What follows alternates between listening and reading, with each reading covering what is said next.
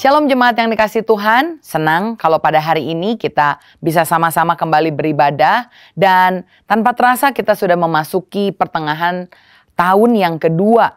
Jadi di bulan Juni ini sebagaimana yang kita tahu biasanya di Indonesia sekolah-sekolah sudah mulai hampir libur untuk mempersiapkan kenaikan kelas. Dan saya mendorong untuk setiap kita lebih banyak terlibat di waktu libur dengan keluarga kita, terutama dengan anak-anak, sehingga tercipta sebuah suasana yang hangat, yang rukun, dan itu juga pasti mendatangkan berkat dari Tuhan. Karena itulah untuk menyambut hari libur, hari bersama, hari keluarga yang akan datang ini, kita selama 4 minggu ke depan akan membahas firman Tuhan mengenai keluarga.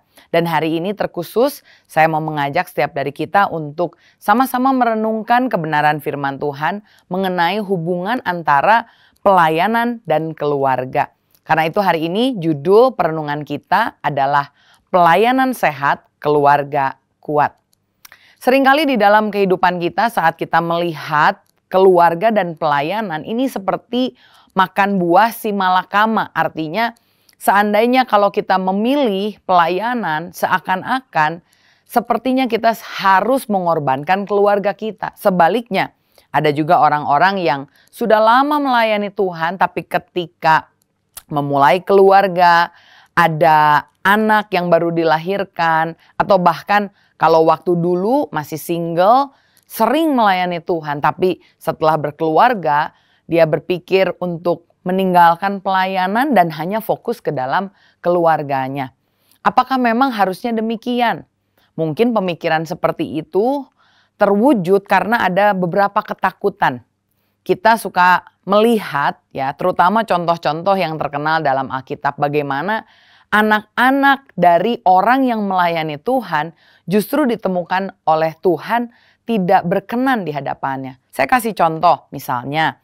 Ada seorang yang melayani Tuhan namanya Imam Eli. Dia menjadi imam waktu zaman Samuel masih kecil. Dan sebagaimana yang kita tahu, Imam Eli ini mempunyai 2 anak, Hofni dan Pinehas. Hofni dan Pinehas dituliskan menjadi anak imam yang begitu durhaka, begitu tidak sopan, kurang ajar kepada Tuhan. Sehingga pada akhirnya Tuhan tidak memperpanjang umur Hofni dan Pinehas dan juga bahkan keturunan Imam Eli sama sekali dihapuskan dari muka bumi. Karena begitu jahatnya apa yang mereka lakukan menghinakan kekudusan Tuhan. Mereka tidur dengan pelayan, mereka mengambil barang-barang yang harusnya milik Tuhan. Persembahan Tuhan mereka ambil. Sungguh perbuatan yang luar biasa, kejam dan durhaka di hadapan Tuhan. Bagaimana dengan Nabi Samuel? Nabi Samuel juga punya anak, tetapi sayangnya anak Samuel juga mementingkan kekayaan, mementingkan loba, mementingkan upah, mementingkan cuan kalau dengan kata-kata di zaman sekarang. Dan kita melihat sekali lagi, orang tuanya boleh melayani, tetapi anak-anaknya sepertinya tidak mengikuti jejaknya. Dan kita mulai berpikir, oh mungkin karena mereka sibuk melayani makanya keluarganya dikorbankan. Bahkan ada satu persekutuan namanya ini persekutuan anak hamba Tuhan. Dan ternyata banyak sekali masalah yang ditimbulkan di antara anak-anak hamba Tuhan ini. Saya dengar sebuah cerita, ada seorang guru sekolah minggu sudah lama melayani Tuhan, tetapi kemudian dia mau berhenti pelayanan. Sampai akhirnya dipanggil oleh gembalanya dan ditanya, kenapa kamu mau berhenti pelayanan? Kemudian pelayan ini terlihat segan untuk mengatakan alasan sebenarnya. Maka dia bilang, oh ya saya sekarang sibuk, saya sedang sekarang merintis usaha baru, saya mau memulai keluarga baru, mau menikah dan sebagainya. Tapi setelah didesak, akhirnya dia mengaku ternyata dia sudah tidak tahan lagi melayani karena ada satu anak yang nakal sekali tidak bisa diatur. Yang membuat dia setiap kali pelayanan dongkol. Ketika didesak dan ditanya, barulah pelayan ini mengaku, iya ini sebenarnya anak Bapak Gembala. Ternyata bapaknya boleh gembala tapi anaknya ini memiliki pemberontakan, memiliki masalah. Dan ini sering kali ditemukan di dalam dunia pelayanan yang saya tahu. Karena itulah sekali lagi orang jadi banyak ragu. Apakah memang saya melayani kemudian mengorbankan keluarga? Ataukah saya meninggalkan pelayanan sekalian sama sekali, lalu saya memilih fokus untuk mendidik keluarga saya. Apakah memang perlu dipilih antara keduanya? Ataukah keduanya ini bisa berjalan beriringan? Saya melihat justru ternyata di dalam firman Tuhan ada contoh di mana orang yang melayani, suami istri yang melayani, dan cara mereka melayani adalah pelayanan yang benar, yang sehat, justru bukannya membawa petaka buat keluarganya, tetapi justru membuat keluarga mereka menjadi kuat. Bahkan anaknya dipakai Tuhan secara luar biasa. Karena itulah hari ini kita akan melihat ada 4 teladan yang dilakukan oleh pelayan yang bernama Elisabet dan Zakaria yang kita juga bisa teladani. Dan dari hidupnya kita lihat ternyata Elisabet dan Zakaria ketika mereka melayani Tuhan dengan sepenuh hati, mereka dikaruniai anak yang luar biasa, keturunan ilahi. Dan kita tahu semua nama anak ini adalah Yohanes yang kemudian dikenal sebagai Yohanes Pembaptis yang membaptiskan Tuhan Yesus sendiri. Dan kalau kita lihat 4 hal ini membawa sebuah hasil yang baik. Yohanes ditemukan bukan jadi orang yang kurang ajar, tetapi dia dipakai oleh Tuhan. Bukan hanya membaptiskan Yesus, tetapi mempersiapkan jalan bagi kedatangan Yesus. Membuat, dicatat di dalam Lukas, hati bapak-bapak berbalik kepada anaknya dan hati anak-anak berbalik kepada bapaknya. 4 teladan dari orang tua Yohanes Pembaptis yang kita perlu lihat dan teladani saat kita melayani. Apakah itu? Yang pertama yang saya lihat, Zakaria dan Elisabet ketika melayani, mereka melayani dengan integritas. Di dalam Lukas pasalnya yang pertama ayat yang kelima dikatakan, pada zaman Herodes, Raja Yudea, ada seorang imam yang bernama Zakaria dari rombongan Abia. Istrinya juga berasal dari keturunan Harun, namanya Elisabet. Keduanya adalah benar di hadapan Allah dan hidup menurut segala perintah dan ketetapan Tuhan dengan tidak bercacat. Seringkali justru anak-anak tumbuh di dalam keluarga yang melayani memiliki kekecewaan karena orang tuanya melayani tidak dengan integritas. Artinya apa yang dilakukan di gereja berbeda dengan yang dilakukan di rumah. Kalau di gereja ngomongnya baik, ngomongnya ramah, tapi begitu ke rumah, wow, ngomongnya galak, pemarah. Kalau di gereja ngomongnya haleluya, puji Tuhan. Tapi ketika datang ke rumah atau bahkan di luar gereja ngomongnya kasar, kebun binatang keluar. Sampai satu kali ada seorang bapak muda diperhatikan sama temannya ketika maki-maki anaknya. Dia pakai kata-kata yang begitu kasar, binatang keluar semua. Lalu temannya ini tanya, kamu kenapa sih kalau marahin anak tuh kayaknya ngeluarin kata-katanya kasar sekali, bawa-bawa binatang. Sementara kalau saya ketemu kamu di gereja rasanya tuh ngomongannya baik, semuanya oke ya. Kenapa bisa gitu? Lalu orang ini sambil tersipu dia bilang, iya soalnya kalau di gereja ada tulisan di depan gereja, dilarang membawa binatang masuk dalam gereja. Karena itu ketika ada di gereja, masa dong saya ngomong kata-kata yang kasar sampai bawa binatang. Tapi hal ini seringkali melukai hati anak kita. Seringkali keluarga kita kecewa, mungkin adik kita, kakak kita, kecewa karena apa yang kita lakukan di rumah 180 derajat berbeda dengan apa yang kita lakukan di gereja. Padahal kalau kita mau jadi berkat untuk keluarga kita, kita harus melayani dengan integritas. Sehingga orang dimanapun berada melihat integritas hidup kita yang benar. Hari ini apakah saudara sudah melayani, sudah terlibat dalam pelayanan di gereja atau di komunitas? Saudara mungkin berperan. Apakah saudara sudah melayani dengan integritas? Ataukah saudara masih lain kalau hari Minggu, beda cerita kalau hari Senin sampai Sabtu. Tapi hari ini marilah agar kita menjadi berkat untuk keluarga kita. Kita melakukan pelayanan dengan sehat. Yang pertama kita harus melayani dari integritas. Walaupun tidak ada yang lihat, tapi kita tetap tahu di hadapan Tuhan dimanapun kita berada. Kita harus memiliki integritas. Yang kedua saya lihat mengapa Elizabeth dan Zakaria meskipun mereka melayani, ternyata keluarganya bisa tetap diberkati. Karena saya lihat yang kedua mereka ini melayani dengan tulus dan setia, artinya tanpa pamrih. Di dalam Lukas pasalnya yang pertama ayat yang ke-7 dikatakan, tetapi mereka tidak mempunyai anak. Sebab Elizabeth mandul dan keduanya telah lanjut umurnya. Pada suatu kali, waktu tiba giliran rombongannya, Zakaria melakukan tugas keimaman di hadapan Tuhan. Sebab ketika diundi, sebagaimana lazimnya untuk menentukan imam yang bertugas, dialah yang ditunjuk untuk masuk ke dalam bait suci dan membakar ukupan di situ. Seringkali pelayanan kita tidak menjadi berkat karena melayani dengan pamrih. Kita melayani ketika kita mau mendapatkan sesuatu. Tetapi Elizabeth dan Zakaria, meskipun dikatakan di sana Elizabeth ini mandul, tidak punya anak, dan kita tahu anak adalah harta yang berharga sekali bagi orang tua. Elizabeth, Zakaria tidak punya anak, mereka pengen punya anak, tapi meskipun Tuhan belum menjawab doa mereka, keinginan hati mereka, mereka tetap melayani Tuhan. Karena itulah kita suka bilang, saya kan melayani sukarela. Kadang-kadang sukarela yang kita maksud itu kalau saya suka, saya rela. Tapi kalau saya udah nggak suka, ya saya nggak rela. Jadi pamrih di hadapan Tuhan.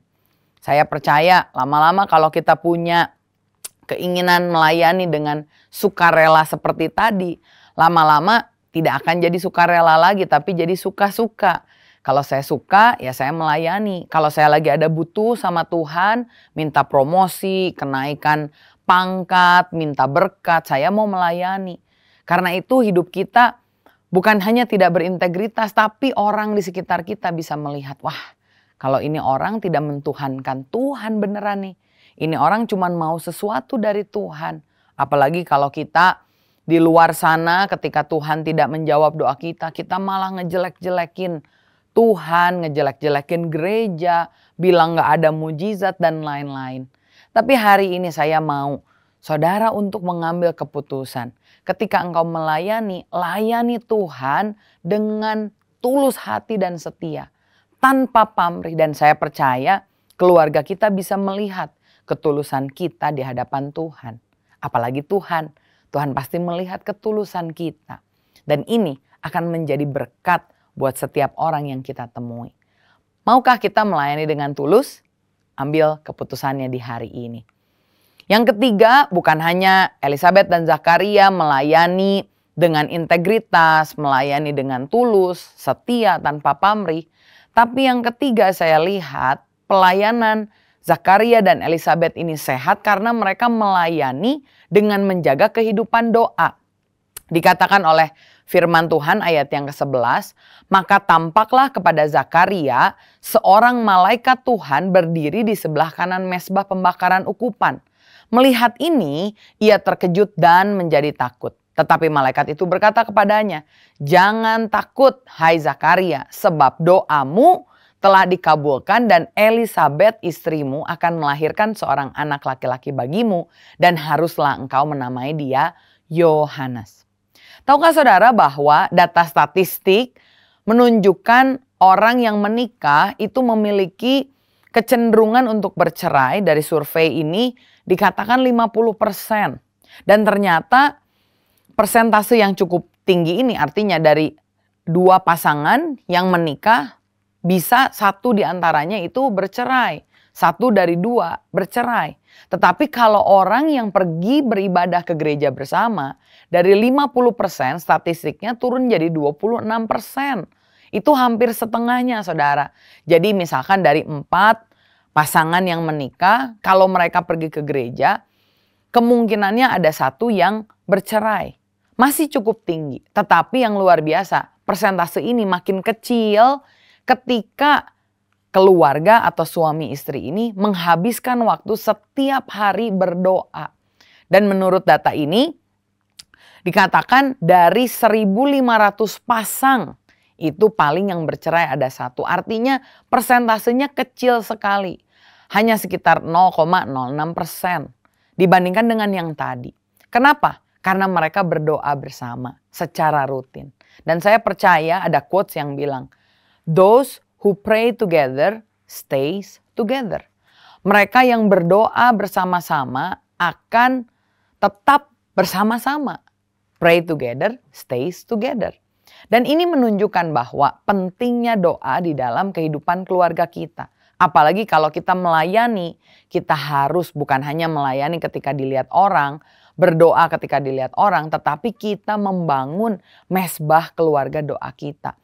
Kalau misalkan kita punya masalah, ada pergumulan dan kita tidak berdoa, maka seakan-akan kita mengandalkan kekuatan kita. Tetapi saat kita berdoa, membangun mesbah keluarga di rumah kita, anak-anak kita, keluarga kita, adik kakak, orang tua, sanak saudara, mereka akan melihat ada kuasa supranatural yang mendukung kehidupan kita. Bahkan ditemukan orang yang rajin berdoa, apalagi baca firman setiap hari, memuji menyembah Tuhan. Di dalam hidupnya ada buah-buah roh. Bisa dirasakan kasih, sukacita, damai sejahtera. Dan ini membuat kita berbeda dengan orang-orang yang lain. Karena itu sudahkah kita melayani dengan membangun kehidupan doa kita di rumah kita masing-masing. Saya tahu terkadang pelayanan melelahkan, ada jadwal-jadwal yang harus diambil, waktu yang tersita. Tapi ketika kita melakukan itu sambil kita berdoa, kita melayani bukan dari kelelahan kita. Kita melayani bukan dari kekurangan kita, tetapi dari apa yang kita punya, kelebihan kita. Artinya kita ketika bersukacita, hati kita meluap dengan sukacita. Sukacita itulah yang kita bawa ketika kita melayani. Sebaliknya ketika kita melayani dengan bersukacita, kita pulang kembali ke rumah memiliki hati yang bersukacita. Saya percaya, those who pray together stays together. Hari ini kalau ada apapun masalah di dalam kehidupan saudara, saudara merasa jauh, saudara mungkin mendoakan anakmu, doakan secara konsisten bersama dengan suami dan istrimu. Dan percaya, walaupun mungkin memakan waktu, tapi sama seperti Zakaria, dia menerima jawaban doanya karena dia tidak pernah berhenti membangun kehidupan doa. Zakaria melayani dengan pelayanan yang sehat. Dia melayani dengan integritas, dengan setia, dia melayani sambil menjaga kehidupan doa. Dan yang terakhir saya lihat di ayat firman Tuhan, ternyata Zakaria dan Elisabet ketika mereka melayani dengan pimpinan Roh Kudus. Ayat 14 dikatakan engkau akan bersukacita dan bergembira. Bahkan banyak orang akan bersukacita akan kelahirannya itu. Sebab ia akan besar di hadapan Tuhan dan ia tidak akan minum anggur atau minuman keras dan ia akan penuh dengan Roh Kudus mulai dari rahim ibunya. Amin. Ayat ini berbicara tentang Yohanes, anak yang akan dikandung oleh Elisabet. Dan Yohanes ini adalah orang yang begitu dipenuhi dengan Roh Kudus dari kandungan ibunya. Dan saya percaya kalau anak di dalam kandungan itu dipenuhkan oleh Roh Kudus, ibunya juga pasti mengalami jamahan Roh Kudus. Saya percaya Elisabet adalah orang yang diurapi oleh Roh Kudus. Dan kalau kita lihat dari arti namanya, Yohanes ini artinya anugerah dari Allah. Artinya dia adalah anak anugerah. Atau terjemahan yang lain bisa mengartikan Yohanes atau Yohanan ini artinya Allah adalah kelimpahan. Yohanes akhirnya menjadi anak kesukaan dan menjadi nabi yang begitu luar biasa. Dan saya lihat ini menggenapi apa yang dikatakan oleh Yesus. Ketika kita mencari Allah dan kebenarannya, segala hal yang dicari oleh dunia itu akan ditambahkan sebagai bonus kepada kita. Dan saya melihat Yohanes ini diberikan atau diterima oleh Elisabet dan Zakaria sebagai pemberian yang begitu berharga.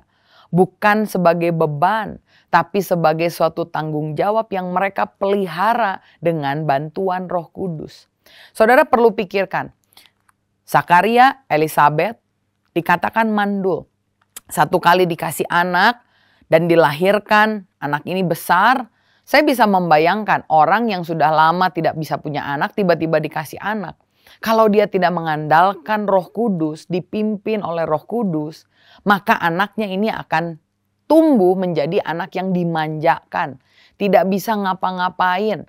Anak yang bahkan memberontak, membangkang. Tetapi lihat, orang yang melayani Tuhan dengan hati yang benar, sikap yang benar, respon yang benar, meskipun dia ada dalam pelayanan sekalipun, anaknya mereka bisa didik dengan baik karena mereka hidup dipimpin oleh Roh Kudus. Seringkali orang zaman sekarang berkata, oh kita ini harus jadi sahabat anak. Kalau ada anak kita harus jadi sahabat terbaiknya. Ingat saudara, kita kalau orang tua diberikan tanggung jawab anak oleh Tuhan, memang kita harus bersahabat dengan mereka. Tetapi ingat, kita tidak dipanggil untuk menjadi sahabat dari anak-anakmu.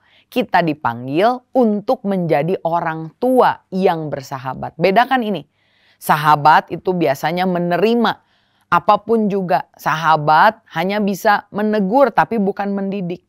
Tapi sebagai orang tua, kita harus melakukan tindakan yang tepat sehingga anak kita, keluarga kita dipimpin benar oleh Roh Kudus.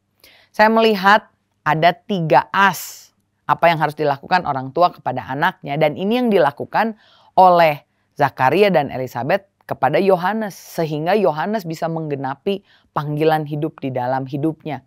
Saya yang pertama melihat bahwa Yohanes ini diasuh dengan baik. Artinya dari kecil sampai besar disediakan kebutuhannya dengan baik. Dia mulai dari kecil dipelihara sampai akhirnya menjadi pemuda yang dewasa. Tentu itu tidak terlepas dari pertolongan Zakaria dan Elisabet. Tapi yang kedua, Zakaria dan Elisabet juga bukan hanya mengasuh dia, tapi Zakaria dan Elisabet mengasihi Yohanes. Asuh, asih. Dia mengasihi tanpa pamrih sehingga identitas Yohanes ini jelas. Dia tahu tujuan hidupnya, panggilan hidupnya. Dia tidak jadi pemuda yang galau, yang gamang, yang memberontak. Tapi dia punya pendirian yang kuat.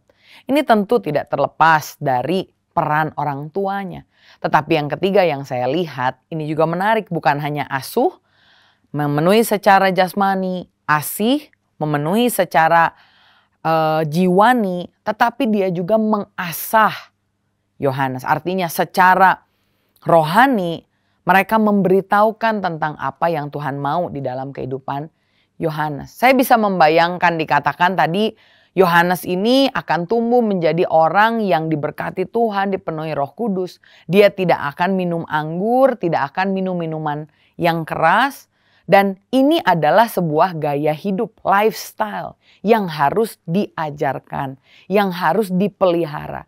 Dan saya yakin Yohanes tidak tiba-tiba tumbuh, wah punya keinginan seperti ajaib, anak ajaib, sudah tahu mana yang benar, mana yang salah. Saya rasa dia benar-benar dididik oleh orang tuanya, tentu dengan pimpinan Roh Kudus. Karena itu hari ini ketika kita mau melayani Tuhan dengan sepenuh hati, tapi di sisi lain kita juga rindu agar keluarga kita menjadi keluarga yang kuat. Hari ini saudara harus menyadari, ketika kita melayani, kita harus melayani dengan kuasa Roh Kudus. Sehingga setiap pelayanan kita, ada impartasi yang kita berikan terutama kepada keluarga dekat di sekitar kita. Tentu dari khotbah yang saya sampaikan ini konteksnya berbicara mengenai pelayan di dalam gereja full time. Tapi ingat, buat saudara yang mungkin bilang saya tidak melayani Tuhan sebagai pendeta, saya tidak melayani Tuhan di dalam gereja sepenuh waktu.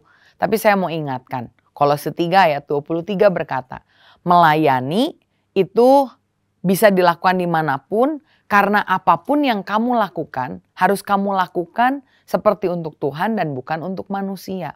Meskipun tidak harus melayani di gereja setiap hari, tetapi dimanapun kita berada, apapun yang kita perbuat, ketika kita melihat itu adalah untuk Tuhan, kita sedang melayani Tuhan.